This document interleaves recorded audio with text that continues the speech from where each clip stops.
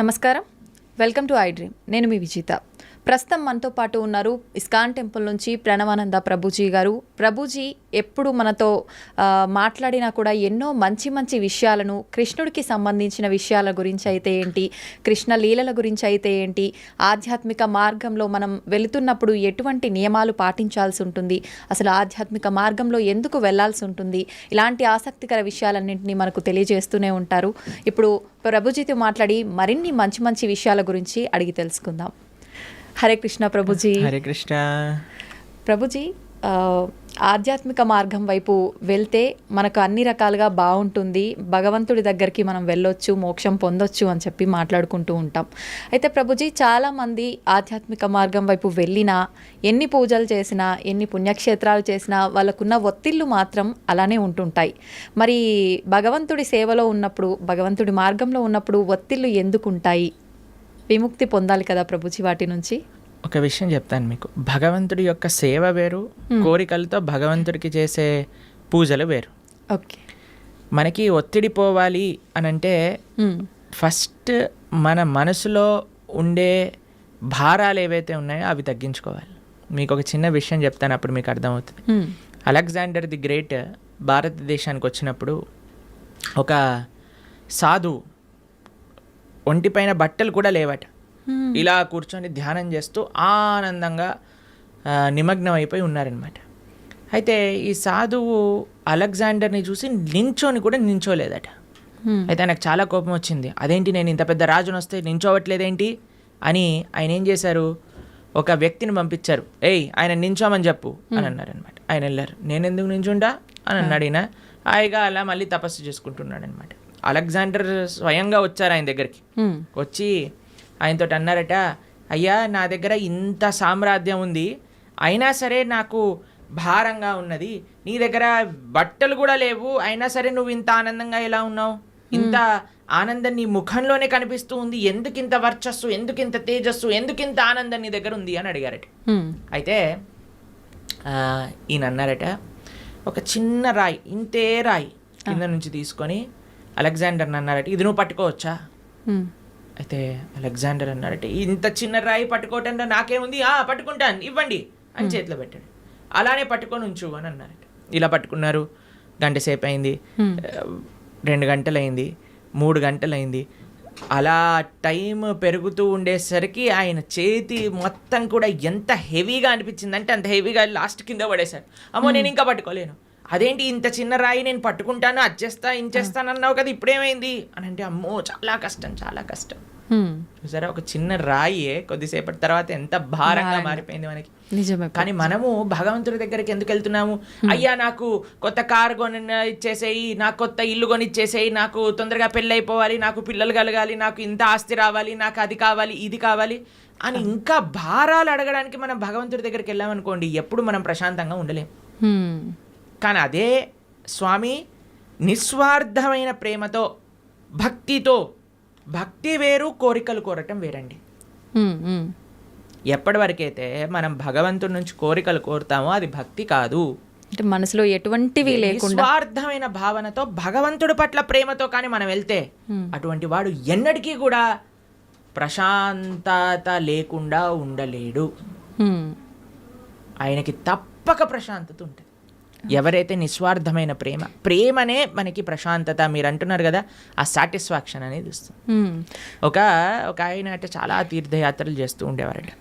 చాలా తీర్థయాత్రలు చేస్తుంటే ఇందుకోసం చేసేవాళ్ళు, మాకు ఇది అయిపోవాలి, మాకు అది అయిపోవాలి, మాకు ఇది జరిగిపోవాలి, మాకు అది జరిగిపోవాలి అని తీర్థయాత్రలని చేస్తూ, అక్కడికి వెళ్తే పుణ్యం వస్తుందట, ఇక్కడికి వెళ్తే పాపం పోతుందట, దీంతో చేస్తుండే. అయితే వాళ్ళ గురువుగారు చాలాసార్లు చెప్పారు, నాన్న ఈ భావనతో వెళ్ళకు, అక్కడుండే భగవంతుడి యొక్క దర్శనం చేసుకోవడానికి వెళ్ళు, అక్కడ సాధువుల దగ్గర నుంచి మాటలు వినడానికి వెళ్ళు, ఆ క్షేత్రానికి సేవ చేయడానికి వెళ్ళు అని అంటే ఈయనకు అర్థం కాదు. నేను వెళ్ళాలి, మునగాలి, అన్ని దర్శనాలు చేసుకోవాలి, ఎందుకంటే పుణ్యం వచ్చేస్తుంది, పుణ్యం వచ్చేస్తుంది, పుణ్యం వచ్చేస్తుంది. అయితే ఈ గురువు గారు ఒకసారి ఏం చేశారంటే ఒక కాకరకాయ ఇచ్చారట. కాకరకాయ ఇచ్చి, నాన్న నువ్వు వెళ్ళే పుణ్యక్షేత్రాలన్నింటిలో కూడా ఎక్కడెక్కడైతే నువ్వు స్నానం చేస్తావో అక్కడ అల్లా కూడా ఈ కాకరకాయకి స్నానం చేయించు అని అన్నారట. సరే అని మొత్తం ప్రతి క్షేత్రాన్ని గంగా, యమున, గోదావరి, కావేరి అన్నిట్లో స్నానం చేసి తీసుకొచ్చారట. వచ్చి మళ్ళీ ఆశ్రమానికి తిరిగి వచ్చేసరికి ఆ గురువుగారు అన్నారట, నాన్న ఈ కాకరకాయని కొద్దిగా ముక్కలు ముక్కలు చేసి కొద్దిగా వండు అని అనేసరికి వండి చూసేసరికి ఆ కాకరకాయ చేదుగానే ఉంది. కాబట్టి దాని యొక్క గుణం పోయిందా? గంగలో స్నానం చేసాం, యమునలో స్నానం చేసాం, పోలేదు కదా. ఎప్పటి వరకైతే మనం నిజమైన ఆధ్యాత్మిక మార్గము అని అంటే ఏమిటి? శ్రవణం కీర్తనం విష్ణు స్మరణం పాద సేవనం అర్చనం వందనం దాస్యం సాఖ్యమాత్మ నివేదనం. ఈ నవవిధ భక్తి మార్గాలలో మనం ఉండమో అప్పటి వరకు మన హృదయ శుద్ధీకరణ అనేది జరుగుతుంది. వి గోల్డ్ ట్రస్టెడ్ గోల్డ్ బయర్స్. మీరు తాకట్టు పెట్టిన బంగారాన్ని విడిపించి ఈ రోజు ఉన్న మార్కెట్ ధరకు కొనబడును. తీర్థయాత్రకి వెళ్ళటం తప్పని చెప్పట్లేదండి. ఏ భావనతో వెళ్ళాలి? సేవా భావనతో వెళ్ళాలి. ఏ భావనతో వెళ్ళాలి? భగవంతుడి పట్ల ప్రేమతో వెళ్ళాలి. ఏ భావనతో వెళ్ళాలి? అక్కడ నుంచి ఏం నేర్చుకోవచ్చు, ఏం తెలుసుకోవచ్చు అనే భావనలోకి వెళ్ళాలి. కానీ ఏదో పుణ్యం వచ్చేసేయాలి, పాపం పోవాలి, ఏదో సైట్ సీయింగ్గా ఇలా వెళ్తే ఏం ప్రయోజనం లేదు. ఇప్పుడు చూడండి, ఏ క్షేత్రాలకు వెళ్ళినా మనం 4 ధామ్లో చూస్తూ ఉన్నాం. అందరు కూడా కెమెరాలు పట్టుకొని రికార్డింగ్స్ చేయడానికి, వ్లాగింగ్స్ చేయడానికి వెళ్తున్నారట. అవును ప్రభు. కేదార్నాథ్, బద్రీనాథ్ ఇలాంటి క్షేత్రాలన్నిటికీ కూడా బృందావనంలో అందరు రీల్స్ చేయడానికి వెళ్తున్నారు. ఇలా చేస్తే మనకి భక్తి ఎటువంటి ప్రయోజనం రాదండి. ఇంకా మనల్ని కర్మబంధంలో ఇంకా చిక్కుకుంటాం, కానీ మనం చర్మబంధం వీడలేము. కానీ ఎప్పుడైతే మనం సాధువుల దగ్గర నుంచి శ్రద్ధగా వింటామో, ఎప్పుడైతే మంచి విషయాలు స్మరిస్తామో, ఎప్పుడైతే చక్కగా జపం చేస్తామో భగవన్నామాన్ని, ఎప్పుడైతే భాగవత రామాయణాదులు చదువుతామో, అప్పుడు నిజమైన శుద్ధీకరణ అనేది జరుగుతుంది. అప్పుడు నిజమైన ఒత్తిడి, స్ట్రెస్ అని ఏవేవో అంటున్నాం కదా, అవన్నీ పోతాయి. ఆనందంగా మనం భగవంతుడి దగ్గర ఉండొచ్చు. ఓకే ప్రభుజీ, కొంతమంది అనుకుంటారు నేను భగవంతుడి ధ్యాసలోనే ఉండాలి, ఆయన మొత్తం ఆయనకే అంకితం అయిపోవాలి అంటే కుటుంబ వ్యవహారాల్లో ఉంటుంటారు. కానీ ఎక్కువగా నేను ఆధ్యాత్మికం వైపు నడవాలి అనుకుంటున్నాను అనుకున్నా కూడా మనసు అనేది ఏకాగ్రత ఉండదు. అటువంటి వారు ఏం చేయాలి ప్రభుజీ? ఇలాంటివన్నీ గొడవలైనాక నెక్స్ట్ మూమెంట్ అనిపిస్తుంది నిజంగానే. తర్వాత అయిపోయాక అంతా బాగుంది దేవుడి పక్కన మనము మన సంసారంలో ఉంటాం. అవునవును. దీన్ని శ్మశాన వైరాగ్యము అని అంటారు. కాబట్టి దీంతో పనికి రాదండి. మనము to start with regular spiritual practice ఉండాలి. మనం ఏమనుకుంటామంటే ఇప్పుడు నేను మొత్తము కూడా ఈ సంసారంలో ఉంటాను, ఒక సమయానికి సంసారానికి పులి స్టాప్ పెట్టేసి మొత్తం ఆధ్యాత్మికం అయిపోతాను. అలా అవ్వదండి ఎప్పుడు కూడా. మనము బ్యాలెన్స్ నేర్చుకోవాలి, మనకి ప్రియారిటీస్ ఉండాలి. కాబట్టి అలా మొత్తం వెళ్ళిపోతాను, మొత్తం మునిగిపోతాను అని చాలామంది మాకు కూడా చెప్తూ ఉంటారు. ప్రభుజీ ఇంకొక 4 సంవత్సరాలు వెయిట్ చేయండి, 4 సంవత్సరాల తర్వాత నువ్వు ఉంటావా లేదో తెలియదు కదా. అవును, ఎవరు ఉంటారో లేదో తెలియదు కదండి. ఒక నెక్స్ట్ క్షణంలోనే ఏమవుతుందో చెప్పలేం కదండి. నిజమే ప్రభుజీ. దేహినాం క్షణ భంగురహ అని అంటారు. తామరాకు పైన నీటి బొట్టు లాంటిది అనమాట మానవ జన్మ. ఇప్పుడు చూస్తున్నాం మనం, అసలు ఆశ్చర్యపోతున్నాం. అసలు మీరు ఎప్పుడైనా ఇంటర్నెట్లో చూసారనుకోండి, ఒకళ్ళు ఇలా పెళ్ళిళ్ళల్లో డాన్స్ చేస్తూ వెళ్ళిపోతారు. చిన్న చిన్న పిల్లలు, ఇప్పుడు వయసుతో సంబంధం లేదు హార్ట్ అటాక్ రావడానికి. అలానే ఎవరికైనా వస్తుంది అని కాదండి, మనకి తెలియదు ఎవరికి ఏమవుతుందో అనే విషయం. అవును. కాబట్టి మనం ఏమంటున్నామంటే ఒకనాడు ఇలా చేస్తాము, ఒకనాడు అలా చేస్తాము అన్నదానికంటే మనకి ఇప్పుడున్న సమయంలో కొద్దిగా సమయం భగవంతుడి కోసం తీయండి, కొద్దిగా సమయం వెచ్చించండి భగవంతుడి కోసము. ఓకే, వెచ్చించి చక్కగా దాన్ని మంచి ఆధ్యాత్మిక మార్గంలో యూజ్ చేయండి. ఎందుకంటే అదే మనకి శాశ్వతమైన ఫలితాన్ని ఇస్తుంది. స్వల్పమప్యస్య ధర్మస్య త్రాయతే మహతో భయాత్ అని కృష్ణుడు భగవద్గీతలో చెప్పారు. నువ్వు ఇంత చేస్తే నీకు ఇంత ఇస్తా, ఇంతగా కృష్ణుడు స్వీకరిస్తాడటండి. ఇంత చేస్తే, మనం ఇంత చేస్తే భగవంతుడు ఇంత అనుకుంటాడట దాన్ని. కానీ ఈ ప్రపంచంలో వాళ్ళకి ఇంత చేసినా సరే వాళ్ళు అనుకుంటారు ఏం చేశాడు వీడు నాకు, పెళ్ళిళ్ళల్లో ఇలానైనా మమ్మల్ని చూసుకునేది, అలానైనా మమ్మల్ని చూసుకునేది అని కొట్లాటలు పెట్టడానికి జనాలందరూ రెడీగా ఉంటారు. కానీ భగవంతుడు రివర్స్. కానీ మనం ఈ ప్రపంచంలో ఉండే వాళ్ళందరినీ సాటిస్ఫై చేయడానికి ప్రయత్నం చేస్తున్నాం, ఈజీగా సాటిస్ఫై అయ్యే భగవంతుని వదిలేస్తున్నాం. అది మనం చేసేదన్నమాట. కానీ మనం ఏమంటున్నామంటే బ్యాలెన్స్డ్గా ఉండండి, మంచిగా ప్రతిరోజు కొద్ది సమయమైనా గీత చదువుకోవడానికి. మీరు చూడండి, ఏ మతం వాళ్ళైనా అండి చిన్నప్పటి నుంచి పిల్లలకి నేర్పిస్తారు వాళ్ళ మతం ఏంటి, వాళ్ళ సాంప్రదాయం ఏంటి, అసలు వాళ్ళ పుస్తకాలు ఏంటి, పుస్తకాలు చదవటం కానీ వాళ్ళ యొక్క ఉత్సవాలు. మనకి ఎప్పుడు చిన్నప్పటి నుంచి ఎంజాయ్మెంట్ ఎంజాయ్మెంట్ ఎంజాయ్మెంట్ ఎంజాయ్మెంట్ తప్ప మిగతాది ఏమీ మనం నేర్పించట్లేదు. ఎంతమంది తల్లిదండ్రులు పిల్లలకి గీతా భాగవతాదులు చెప్తున్నారు చెప్పండి ఒకసారి? చాలా తక్కువగా ప్రభుజీ. అప్పుడు మన ధర్మం ఎలా ముందుకెళ్తుంది చెప్పండి? కాబట్టి మనం జాగ్రత్తగా కొద్దిగా టైం తీసుకొని ప్రతిరోజు కానీ మనం చదువుతూ పిల్లలకి చెప్తూ ఉంటే అప్పుడు కరెక్ట్ సమాజం అనేది మంచిగా ఉంటుంది, దృఢంగా ఉంటుంది. అది ముఖ్యం అన్నమాట. ఓకే ప్రభుజీ, వింటుంటాం సాధారణంగా పెద్దవాళ్ళు అంటుంటారు వీడు కారణ జన్మురా అని చెప్పి. అసలు నిజంగా కారణ జన్ములు అంటే ఎవరు ప్రభుజీ? సృష్టిలో ఉన్న ప్రతి ఒక్కరూ కారణ జన్ములే అంటారా? కారణ జన్ములు అనేదానికంటే కర్మ జన్ములు అనడం బెటర్ ఏమో, ఎందుకంటే అందరూ వాళ్ళ కర్మ ఫలితంగా జన్మిస్తూ ఉంటారు. కారణ జన్మలు అని అంటే ఎవరైతే మహానుభావులు ఉంటారో, మహాభక్తులు ఉంటారో, ప్రపంచంలో ఉండే వాళ్ళందరినీ భక్తి మార్గంలో ధార్మికంగా నడిపించడానికి ప్రయత్నం చేస్తూ ఉంటారో, వాళ్ళ ఆచరణ ద్వారా, శాస్త్ర అధ్యయనం ద్వారా 10 మందికి మంచి చేయడానికి ప్రయత్నం చేస్తుంటారు. అటువంటి మహానుభావులు కారణ జన్ములుగా మనం చెప్పొచ్చు. ఎంతో మంది మహానుభావులు మన భారతదేశంలో కారణ జన్ములుగా ఒక ప్రయోజనం కోసం అవతరించిన వాళ్ళు ఉన్నారు. మన ఆచార్యులు జగద్గురు శంకరాచార్యులు కానీ, జగద్గురు మధ్వాచార్యులు కానీ, జగద్గురు రామానుజాచార్య స్వామి వారు, శ్రీ చైతన్య మహాప్రభు, వల్లభాచార్యులు, శ్రీల ప్రభుపాదులు వారు, ఇటువంటి మహానుభావులు జన్మిస్తారు. వాళ్ళని కారణ జన్ములు అని అంటారనమాట. కానీ మనలాంటి జీవులందరం కూడా మన కర్మ ఫలితాన్ని అనుభవించడానికి జన్మించిన వాళ్ళమే అనమాట. మనం చేసుకున్న పుణ్య పాపాలను అనుభవించడానికి ఈ ప్రపంచంలోకి వచ్చాం. కాబట్టి కర్మ వల్ల జన్మించే జీవులందరూ కూడా కారణ జన్ముల యొక్క మార్గాన్ని అనుసరించాలి. వాళ్ళు చూపించిన మార్గాన్ని, వాళ్ళు ఇది పిచ్చిపెట్టిన లెగసీ ఏదైతే ఉందో దాన్ని ఫాలో అవటం వల్ల, వాళ్ళ టీలింగ్స్ ఫాలో అవటం వల్ల మనం కూడా జన్మలేని ఒక చక్కటి భగవంతుడి యొక్క లోకానికి చేరుకోగలుగుతాం అనమాట. కాబట్టి ఆచార్యులు కారణ జన్ములు, వాళ్ళకి కర్మ లేదండి. ఏ మహా భగవద్భక్తుడు ఆవిర్భవించినప్పుడు భగవంతుడు స్వయంగా ప్రేరణ చేస్తే, అయ్యా నువ్వు వెళ్ళి జనాలను ఉద్ధరించు అని చెప్తే కానీ వాళ్ళు రారు. అటువంటి మహాభాగవతోత్తములని మనం కూడా ఆశ్రయిస్తే మనం కూడా ఈ జన్మ రాహిత్యం పొంది భగవంతుడి యొక్క సేవ చక్కగా ఆ భగవంతుడి యొక్క లోకంలో చేసుకోగలుగుతాం. ప్రభుజీ, ప్రతి ఒక్కరికి కూడా ముందు జన్మకు సంబంధించిన వాసనలను బట్టి పాపపుణ్యాలు ఉంటాయి కదా, మరి వాళ్ళకు అంత గత జన్మలకు సంబంధించిన ఉంటాయి కదా, మరి వాళ్ళకి ఎందుకు ఉండవు కర్మలు? ఆచార్యులక, మహాభాగవతోత్తములక, ఎందుకంటే వాళ్ళు భగవంతుడు పంపిస్తే ఈ ప్రపంచంలోకి వచ్చిన వాళ్ళు. వాళ్ళందరూ కూడా భగవంతుడి యొక్క లోకంలో ఉండేవాళ్ళు అనమాట. అయ్యా నువ్వు ఉద్ధరించడానికి వెళ్ళు అని వాళ్ళని పంపిస్తే వాళ్ళు వచ్చి మనల్ని ఉద్ధరించడానికి ప్రయత్నం చేస్తారు.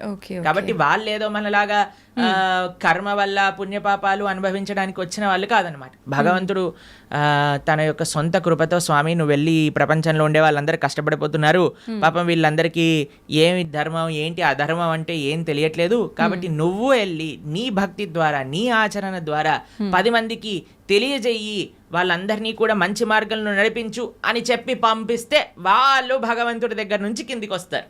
ఓకే, అలా ప్రభుజీ, ధర్మం అంటున్నాం. ధర్మము, జ్ఞానము, భక్తి, కర్మ ఇవన్నీ మాట్లాడుకుంటున్నాం.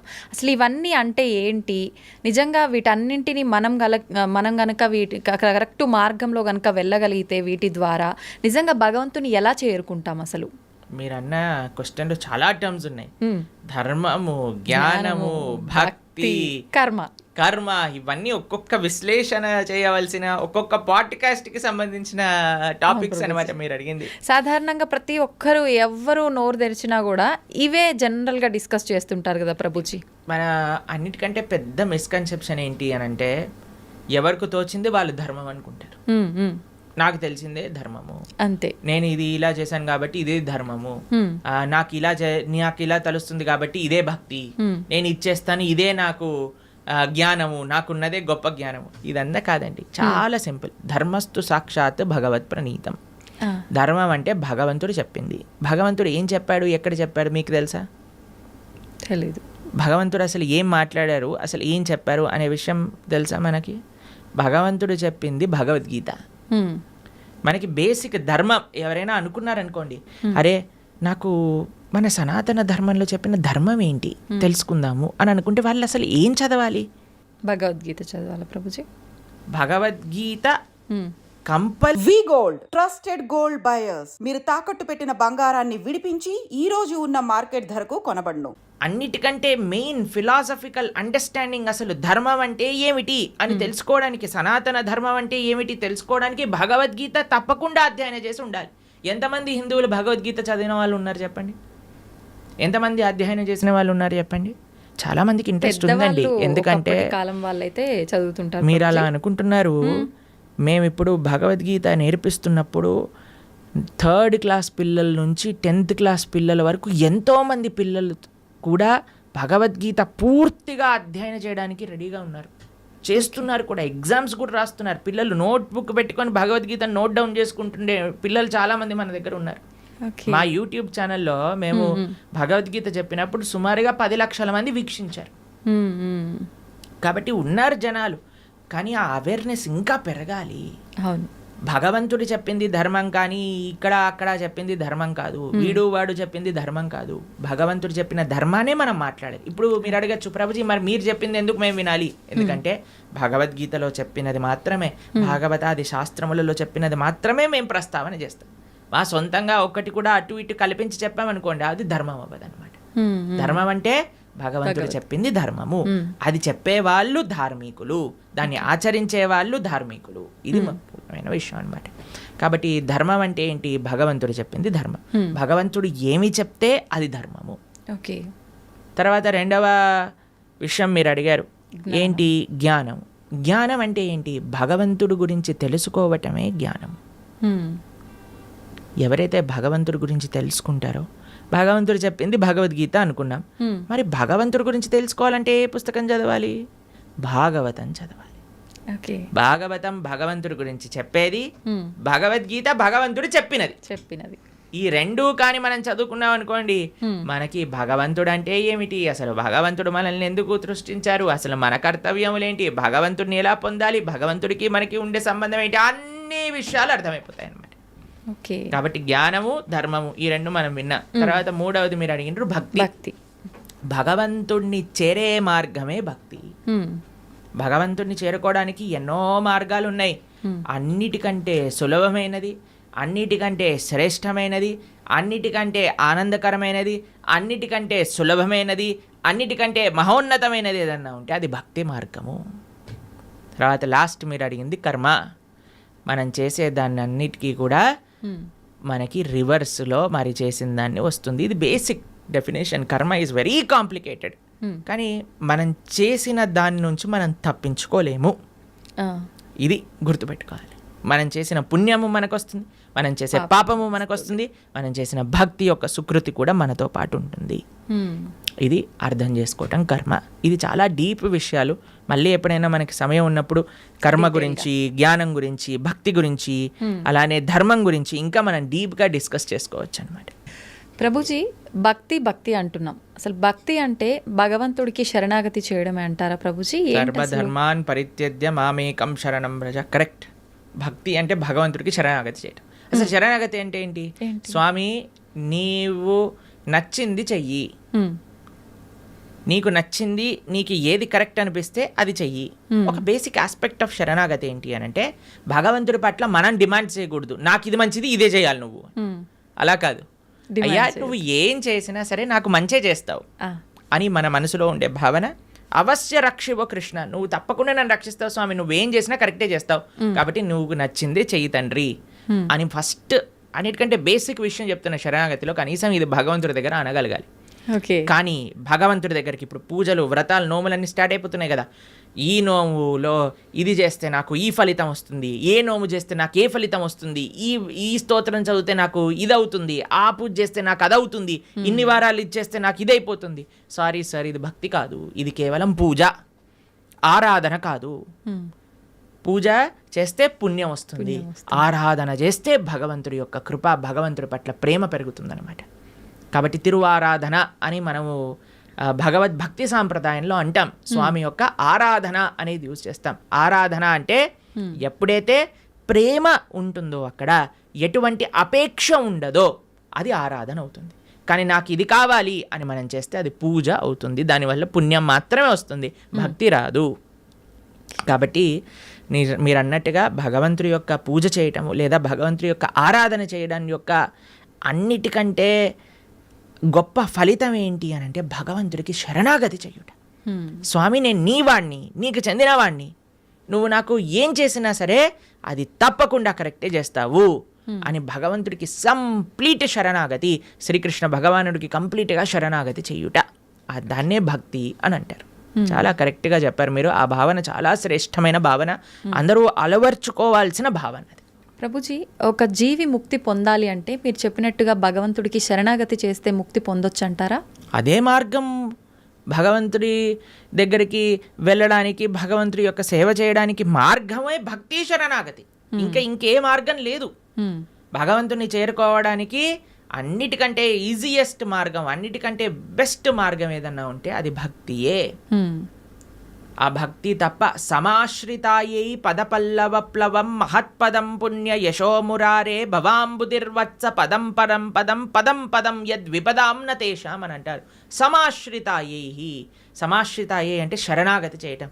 ఎవరైతే భగవంతుడి యొక్క శ్రీచరణాలను ఆశ్రయిస్తారో అటువంటి వాడికి ఏమవుతుందట, ఇంత పెద్ద సంసార సాగరం అంటాం కదండి, సంసార సాగరంలో కొట్టి ముట్టాడుతున్నాం అంటారు కదా, ఆ సంసార సాగరం ఎంతైపోతుందట అంటే ఒక గోవు దూడ పాదం ఉంటుంది కదండి, దూడ కానీ బురదలో పాదం పెట్టింది అనుకోండి, ఇంత చిన్న హోల్ అవుతుంది. దాంట్లో ఎంత నీళ్లు ఉంటాయి? తక్కువగా ఉంటాయి. అన్ని నీళ్ళు అయిపోతుందంటే ఈ సంసార సాగరం మొత్తం ఎవరైతే భగవంతుడికి శరణాగతి చేస్తారు. అంత నీటిని ఎంత సులభంగా దాటొచ్చండి, ఒక పాదం పెడితే సరిపోతుంది, దాటి అంతే. అలా సంసారాన్ని దాటేయచ్చట ఎవరైతే భగవంతుడి యొక్క పాదాలకు శరణాగతి చేస్తారు. కాబట్టి ముక్తి కావాలి, భగవంతుడి దగ్గరికి వెళ్ళి భగవంతుడి యొక్క సేవ చేసుకోవాలి అని అనుకున్న వాళ్ళకి ఏకైక మార్గం ఏమిటి అని అంటే అది భక్తి శరణాగతి మాత్రమే. ఇంకా ఏ మార్గము పని చెయ్యదు. ఓకే ప్రభుజీ, మోక్షం అంటుంటాం, ముక్తి మోక్షం ఒకటేనా? ఇవి రెండూ కూడా భగవంతుని చేరుకోవడాన్నే ముక్తి మోక్షం అని అంటారా? ఎస్, ముక్తి మోక్షము అని అంటే చాలా మందికి ఒక మిస్కన్సెప్షన్ ఏముంటుంది అని అంటే భగవంతుల్లోకి వెళ్ళి కలిసిపోవటము అని అనుకుంటారు, ఐక్యం అయిపోవటము అని అంటారు. చాలా మంది ఈ మాట వాడుతూ ఉంటారు అనమాట. ఐక్యం అయిపోవాలి భగవంతుడి లోపల. మనం ఏమి భగవంతుడి లోపల ఐక్యం అవ్వడానికి పుట్టలేదండి. జీవులం అందరూ కూడా జీవేర స్వరూప హోయ్ కృష్ణేర నిత్య దాస్, మనందరం కూడా భగవంతుడి యొక్క సేవ చేయడానికి ఉన్నాం. ఇప్పుడు చూడండి, ఒక చిన్న పిల్ల ఉంది, ఆవిడికి అమ్మ అంటే చాలా ప్రేమ ఉన్నప్పుడు ఆ చిన్న పిల్ల వచ్చి అమ్మతోటి, అమ్మ మళ్ళీ నేను నీ పొట్టలోకి దూరిపోతాను, నీ శరీరంలోకి వెళ్ళిపోతాను అని అంటే, ఒరే శరీరంలోకి వెళ్ళటం ఏంట్రా, అమ్మ అంటే ప్రేమ ఉంది అని అంటే నువ్వు ఏదో ఒక సేవ చేయాలి. అమ్మకి నచ్చినట్టుగా ఉండాలి, అమ్మకి నచ్చే విధంగా ఉండాలి. అదే సేవ కదండి. అమ్మ పొట్టులోకి వెళ్ళిపోవటం ప్రేమనా, లేదా అమ్మకి నచ్చే పనులు చేయటం ప్రేమనా? నచ్చే పని చేయటం. కాబట్టి భగవంతుడి యొక్క భక్తి, భగవంతుడి ముక్తి అని అంటే భగవంతుడు లోపలికి వెళ్ళిపోవాలి అని కోరుకోవటం కాదు, భగవంతుణ్ణే అయిపోవాలి అని చాలా మంది అనుకుంటూ ఉంటారు అనమాట. కానీ అది కాదండి ముక్తి అంటే. ముక్తి అంటే భగవంతుడి యొక్క సేవ చేయటం. భగవంతుడి యొక్క సేవ కాదు, భగవంతుడి యొక్క భక్తుల యొక్క సేవ. భగవంతుడి యొక్క భక్తుల యొక్క సేవ కాదు, భగవంతుడి యొక్క భక్తుల యొక్క భక్తుల యొక్క సేవ. భగవంతుడి యొక్క భక్తుల యొక్క భక్తుల యొక్క సేవ కాదు, భగవంతుడి యొక్క భక్తుల యొక్క భక్తుల యొక్క భక్తుల యొక్క సేవ. దాసానుదాసో తవ పాదేయిక మూలం, ఇది ముక్తి అని అంటే. మనం చాలా మందికి ప్రశ్న, ఒకవేళ మనకి ముక్తి వచ్చేసింది అనుకోండి, భగవంతుడి దగ్గరికి వెళ్ళిపోవాలి, ఏం చేస్తాము? సేవ చేసుకుంటాం. ఎస్, సేవ చెయ్యాలి అనే వాళ్ళకే అక్కడికి అలౌడ్ ఉంటుంది, లేకపోతే అలౌడ్ ఉండదు అనమాట. నేను కూడా మీరు వైకుంఠానికి ఎందుకు వెళ్తున్నారండి అని వీసా స్టాంపింగ్ వాళ్ళు అడిగారనుకోండి, ఏం లేదండి మేము కొద్దిగా మాకు వైకుంఠం చూసి రావాలని ఉంది అనుకోండి, రిజెక్ట్ అనేసిస్తారు. టూరిస్ట్గా వెళ్ళలే మనం వైకుంఠానికి, పర్మనెంట్ రెసిడెంట్గానే వాళ్ళు వీసా ఇస్తారు. ఆ పర్మనెంట్ రెసిడెంట్లో కూడా పర్మనెంట్ ఎంప్లాయ్మెంట్ ఉంటుందన్నమాట మనకి భగవంతుడి యొక్క సర్వీస్. ఎవరైతే ఎంజాయ్మెంట్ మెంటాలిటీ ఉంటుందో వాళ్ళకి పరలోకానికి అలౌడే ఉండదు. ఎవరైతే సేవా భావనలో ఉంటారో వాళ్ళకి మాత్రమే భగవంతుడి దగ్గరికి అలౌడ్ ఉంటుంది. ప్రభుజీ, జీవాత్మ అంటుంటారు, జీవుడు జీవాత్మ రెండు ఒకటేనా, వేరు వేరంటారా? ఎస్, మనకి 3 రకాల శరీరములు ఉంటాయి. ఇప్పుడు మీరు చూసే దాన్ని స్థూల శరీరము అని అంటారు. అంటే చర్మము, బ్లడ్, బోన్స్ వీటన్నిటితో ఉండే స్థూల శరీరం అంటారు. దీంట్లోపల సూక్ష్మ శరీరం అని ఉంటుంది. మన బుద్ధి అహంకారములతో స్థూల శరీరం ఉంటుందన్నమాట. దాని లోపల స్థూల శరీరం, సూక్ష్మ శరీరం, దాని లోపల మనకి కారణ శరీరము అని అంటారు. దాన్ని ఆత్మ, జీవాత్మ అని అంటారు. ఇప్పుడు చూడండి, ఫర్ ఎగ్జాంపుల్ ఇప్పుడే నేను స్టూడియోకి వస్తుంటే ఒకళ్ళు వెళ్ళిపోయారు, ఆయన పక్క నుంచి ఇలా తీసుకెళ్తూ ఉన్నారనమాట. సపోజ్ పలానా వ్యక్తి వెళ్ళిపోయారండి అని అంటారు. వెళ్ళిపోయారు అని అంటే ఇక్కడే కదండి మన ముందే కనిపిస్తున్నారు కదా. మరి వెళ్ళిపోయారు అని ఏం వెళ్ళిపోయింది? ఆత్మ. ఇదే బేసిక్ అండర్స్టాండింగ్. కానీ ఎంతమందికి ఈ విషయం గురించి, అరే ఆత్మ వేరు శరీరం వేరు అని మనం గుర్తించేసామనుకోండి, ఈ శరీరం పైన అంత ఇన్వెస్ట్మెంట్ ఎందుకు చేస్తాం చెప్పండి? అస్సలు ఎవరైనా ఎవరైనా అద్దెల్ని అలంకరించుకుంటారా? మీకు ఈ స్టూడియో అంటే జస్ట్ రెంట్కే ఇచ్చారంటే మీరు 1 కోటి రూపాయలు పెట్టి దీన్ని రీమోడిఫికేషన్ చేస్తారా? లేదు, ఆలోచిస్తాం ప్రభుజీ, ఖచ్చితంగా ఆలోచిస్తాం. ఎప్పుడైతే మన సొంత ఇల్లు ఉంటుందో అక్కడ అలంకరించుకుందాం అని అనుకుంటారు కదా. కానీ మనందరం చేసే పని ఏంటి? ఇది తెలుసు, అదే ఈ శరీరము పర్మనెంట్ కాదు, అయినా సరే మనం ఈ శరీర పోషణలో ఉన్నాం. కానీ శరీర పోషణలో ఉండద్దు అని చెప్పట్లేదండి, కానీ ముఖ్యమైన ఆత్మని మర్చిపోరాదు. అది అన్నిటికంటే ముఖ్యం.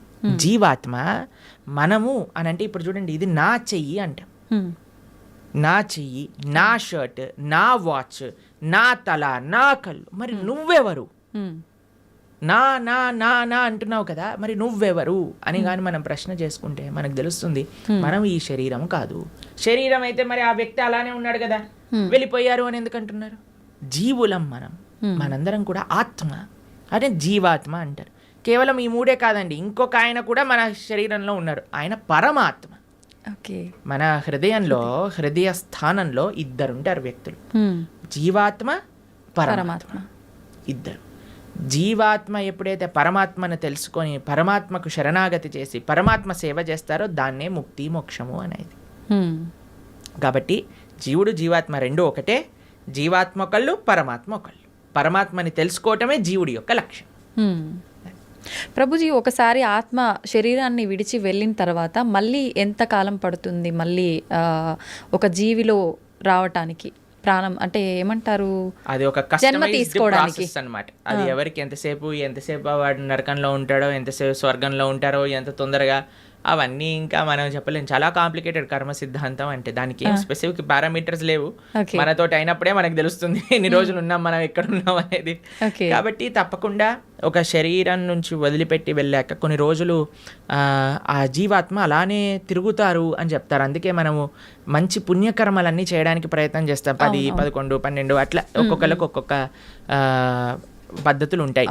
దాని తర్వాత వాళ్ళు అక్కడ నుంచి స్వర్గాది లోకములకు, నరకాది లోకములకు వెళ్ళి వాళ్ళ పాప పుణ్యాలన్నీ అనుభవించి మళ్ళీ ఇంకొక శరీరంలోకి దాల్చడానికి ఈ భూలోకంలోకి రావాల్సి వస్తుంది. లేదు, ఆయన చాలా భాగవతోత్తముడు, భగవంతుడికి శరణాగతి చేసి భక్తి చేసిన వాళ్ళు, పుణ్యంతో సంబంధం లేదు, పాపంతో సంబంధం లేదు, సాయిగా యత్గత్వా నా నివర్ధంతే తద్ధామ పరమం మమ, భగవంతుడి యొక్క లోకానికి చేరుకున్నారనుకోండి, ఇంకా మళ్ళీ పుట్టాల్సిన అవసరం లేదు, పుణ్యము లేదు, పాపం లేదు, ఏ గోల లేదు, ఆనందంగా భగవంతుడి యొక్క సేవలో ఉండొచ్చు. మన సనాతన ధర్మంలో మీరు అర్థం చేసుకోవాల్సినవి 3 ఉన్నాయండి. ఏంటి ప్రభుజీ? ఒకటి పాపం, అంటే మనం చేసే తప్పుడు వాటికి వచ్చే ఫలితాన్ని పాపము అని అంటారు. 2 పుణ్యం, మనం చేసే మంచి పనులకి మనకి రిటర్న్గా వచ్చేది పుణ్యం. ఇంకొకటి 3వది ఉందండి, దాన్ని భక్తి అని అంటారు. భక్తి పుణ్యానికి సంబంధం లేదు, పాపానికి సంబంధం లేదు, ఇది సపరేట్ బ్యాంక్ అకౌంటే. ఎప్పుడైతే మనం ప్రేమతో భగవంతుడిని ఆశ్రయిస్తామో అది పుణ్యం కాదు, అది భక్తి సుకృతి అంటారు, భక్తోన్ముఖ సుకృతి అని అంటారు. ఎవరైతే భక్తి చేస్తారో అటువంటి వాళ్ళు నా స్వర్గానికి వెళ్ళరు, నా నరకానికి వెళ్ళరు, వాళ్ళు వెళ్ళేది భగవంతుడి యొక్క లోకానికి. స్వర్గానికి వెళ్ళినా, నరకానికి వెళ్ళినా, ఇంకా ఏ దేవత యొక్క ప్రపంచానికి వెళ్ళినా సరే, లోకానికి వెళ్ళినా సరే, కృష్ణుడు భగవద్గీతలో చెప్తారు, ఆ బ్రహ్మ భువనాలోక పునరావృత్తినో అర్జున. ఇక్కడ నుంచి బ్రహ్మలోకం అంటే అన్నిటికంటే టాప్ మోస్ట్ లోకం అనమాట. అక్కడ వరకు వెళ్ళిన వాళ్ళు కూడా మళ్ళీ పుట్టాల్సిన అవసరం ఉంటుంది. ఎప్పుడైతే మాముపేత్యత్తు కౌంతయ్య, నన్ను ఆశ్రయించిన వాళ్ళు, ఎవరు చెప్తున్నారు నన్ను అని అంటే కృష్ణుడు అర్జునుడితో చెప్తున్నారు, నన్ను ఆశ్రయించిన వాళ్ళకి మళ్ళీ పుట్టుక అనేది ఉండదు అనే విషయం చెప్తున్నారు. కాబట్టి మనం పుణ్యం పైన ఫోకస్ చేయకూడదు, పాపం పైన ఫోకస్ చేయకూడదు, మనం భక్తి పైన ఫోకస్ చేయాలి. ఇది పర్మనెంట్ సొల్యూషన్ అనమాట. ప్రభుజీ, భక్తి వేరు, భగవంతుణ్ణి తెలుసుకోవడం వేరా ప్రభుజీ? 2 ఒకటేనా? భక్తి మార్గంలో మొట్టమొదటి అడుగు శ్రవణం, అంటే భగవంతుడి గురించి తెలుసుకోవడం. ప్రహ్లాదుని హిరణ్యకశిపుడు అడుగుతారు, అయ్యా నువ్వు స్కూల్కి వెళ్ళావు కదా, బోర్డింగ్ స్కూల్, హాస్టల్కి వెళ్ళావు కదా, ఏం నేర్చుకున్నావు అని అంటే, శ్రవణం కీర్తనం విష్ణు, శ్రవణం అని అంటే భగవంతుడి గురించి వినటము. భక్తి అంటే ఏదో పూజలు చేసేసి, ఇక్కడ నుంచి 1000 పూలు పట్టుకొచ్చేసి, ధూపాలు వేసేసి, నోములు ఇచ్చేసి, లక్ష పూలలతో పూజ చేసేసి, ఒక లీటర్ల అభిషేకాలు చేసి, ఇది కాదండి భక్తి అంటే. భక్తి అంటే భగవంతుడి గురించి వినటం. ఇది ఎవరు చెప్తున్నారు? పరమ భక్తుడైన ప్రహ్లాదుడు చెప్తున్నాడు. ఫస్ట్ ప్రాసెస్ ఏంటి? శ్రవణం, భగవంతుడి గురించి వినటం. ఏం వినాలి? గీత, భాగవత, రామాయణ అసలు అన్నీ ఏదైతే భగవంతుడి గురించి చెప్తారో వాటిని వినాలి. శ్రవణం, కీర్తనం, దాని తర్వాత మనం చేయాల్సింది జపం. చూడండి ఆయన ఏం ప్రాసెస్లో చెప్తున్నారు, ప్రియారిటీ వైజ్ చెప్తున్నారు అనమాట. శ్రవణం, కీర్తనం, విష్ణో, ఎవరికి చేయాలి ఇది? భగవంతుడైన నారాయణుడు విష్ణువుకి చేయాలి. శ్రవణం కీర్తనం విష్ణు స్మరణం పాద సేవనం. స్మరిస్తూ ఉండాలి. మనం విన్నది స్మరిస్తూ స్మరిస్తూ స్మరిస్తూ ఉంటే అప్పుడు మనకి భగవంతుడి పట్ల ప్రేమ పెరుగుతుంది. అప్పుడు మనం భగవంతుడి యొక్క ఆరాధన చేసామనుకోండి, ప్రేమతో ఆరాధన చేయగలుగుతాం. లేకపోతే ఎప్పుడు మనసులో ఈ కోరిక ఈ కోరిక ఈ కోరిక ఈ కోరిక కోరిక గుర్తొచ్చినంత భగవంతుడు గుర్తురాడు. నిజమే ప్రభుజీ. ఎప్పుడైతే మనం శ్రవణం కీర్తనం భగవంతుడి గురించి వింటామో, భగవంతుడి యొక్క నామాన్ని జపం చేస్తామో, అప్పుడు మనం ఆరాధన చేసేటప్పుడు మన మనసు భగవంతుడి పైన ఉంటుంది. కాబట్టి అందరూ కూడా ఫస్ట్ వ్రతాలు నోములు పూజలు చేసేయడానికి పరిగెత్తుతూ ఉంటారు. కానీ దాటికంటే ఫస్ట్ ఇనీషియల్ స్టెప్స్ ఏంటి అని అంటే, ఇప్పుడు చూడండి, ఒక ఫస్ట్ ఫ్లోర్కి ఎక్కెళ్ళాలి అని అంటే మనం లాంగ్ జంప్ చేసేసి ఎక్కిస్తామా? ఒకసారి దూకామనుకోండి, ఆయనతో కాళ్ళు చేతులు విడిగిపోతాయి, అంతే. మెల్లమెల్లగా ఎక్కామనుకోండి, కరెక్ట్ పాత్లో మనం వెళ్తూ ఉండొచ్చు అనమాట. అందుకే ఫస్ట్ స్టెప్ ఏంటంటే భగవంతుడి గురించి వినండి, భగవంతుడి గురించి వినండి, భగవంతుడు గురించి స్మరించండి, భాగవత రామాయణాదులు ఏం చెప్పారో తెలుసుకోండి.